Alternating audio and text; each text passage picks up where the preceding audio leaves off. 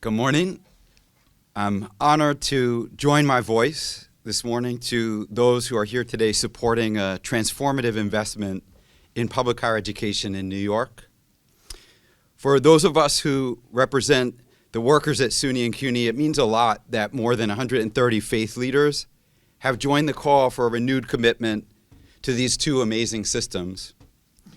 There's clearly a recognition that public higher education is a matter of social justice, matter of racial justice, and it's an obligation that cannot be ignored as we seek to recover from the pandemic.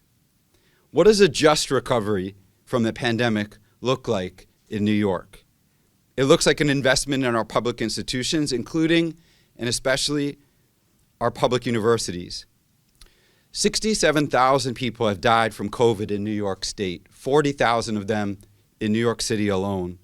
The communities that the City University of New York serves have been the hardest hit by the pandemic. An investment in CUNY is an investment in those communities.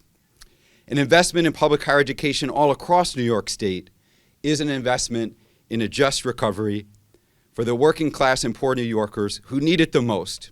They need access to a high-quality SUNY and CUNY college education, not only to fulfill their individual goals and ambitions, but also so their families can prosper and their communities can flourish.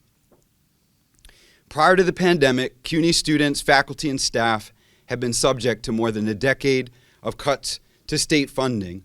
CUNY needs thousands of new full-time faculty and staff in order to be made whole, including academic advisors and mental health counselors. We need part-time employees to have better wages and a path to more secure employment. And our facilities need major improvements in order to be safe and welcoming for our students. The governor's executive budget sent an important signal that public higher education is critically important. The Senate and Assembly have just amplified that signal and proposed an even more robust investment.